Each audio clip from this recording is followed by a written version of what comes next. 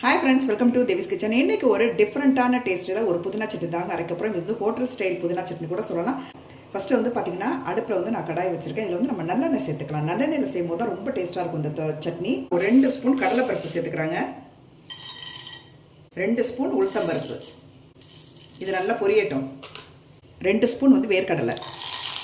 இப்போ வந்து பார்த்திங்கன்னா வேர்க்கடலை நல்லா பொரிச்சிருச்சுங்க. அதுக்கப்புறம் வந்து ஒரு கைப்பிடி தேங்காய் வந்து நான் சேர்த்துக்கிறேன். இதே நல்லா வதக்கிக்கலாம். ஒரு கைப்பிடி சின்ன வெங்காயம், அதுக்கப்புறம் 2 பச்சை மிளகாய் சேர்த்துக்கிறேன். இது ஒரு துண்டு இஞ்சி, இது சின்ன சின்ன பீஸாக கட் பண்ணி வச்சுருக்கேன், இதையும் சேர்த்துக்கலாம். அதுக்கப்புறம் ஒரு துண்டு புளி, இதையும் சேர்த்து நல்லா பச்சை வாசனை போகிற வரைக்கும் நல்லா வதக்கிக்கலாம். ஒரு நாட்டு தக்காளி பழம் இது கூட சேர்த்துக்கலாம். சேர்த்து நல்லா வதக்கிக்கலாம். இந்த சட்னிக்கு தேவையான அளவு நான் வந்து உப்பு சேர்த்துக்கிறேன். இப்போ உப்பு சேர்த்தாச்சு. இப்போ உப்பு சேர்த்ததுக்கப்புறம் நல்லா வதக்கிக்கலாம். உப்பு சேர்க்கறதுனால இந்த தக்காளி வந்து பார்த்திங்கன்னா சீக்கிரம் வதங்கிடும்.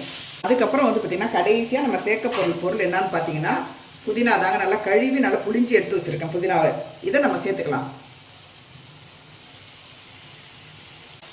இது வந்து பார்த்திங்கன்னா இப்போ வந்து பார்க்குறப்ப நிறையா இருக்கிற மாதிரி இருக்கும். இதை நம்ம வந்து வதக்கும் போது சுருங்கிடுங்க.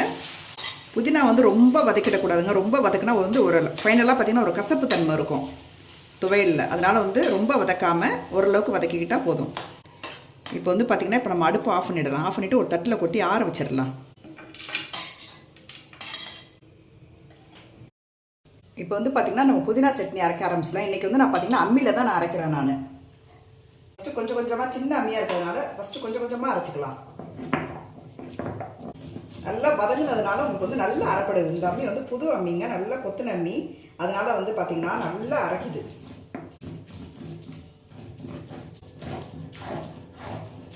ஃபைனலாக லாஸ்ட்டில் இருந்ததை வந்து இப்போ அம்மியில் வச்சு நல்லா அரைச்சிக்கிட்டு இருக்கேன் நான். கொஞ்சம் அம்மியில் அரைச்சா கொஞ்சம் அப்படி திப்பி திப்பியாக தாங்க இருக்கும். ஆனால் டேஸ்ட் வைஸ் ரொம்ப நல்லாயிருக்கும் இது. இப்போ நம்ம அரைச்சிட்டோமா இதை அப்படியே வழிச்சிக்கலாம். புதினா துவையல். இப்போ நான் வந்து கழுவிக்கலாம் நல்லா அம்மியை.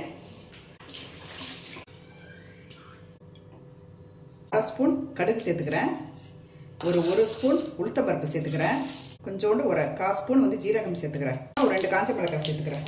இப்போ தாளிச்சோம் பார்த்தீங்களா, அதை வந்து புதினா துவையலில் ஊற்றிக்கலாம்.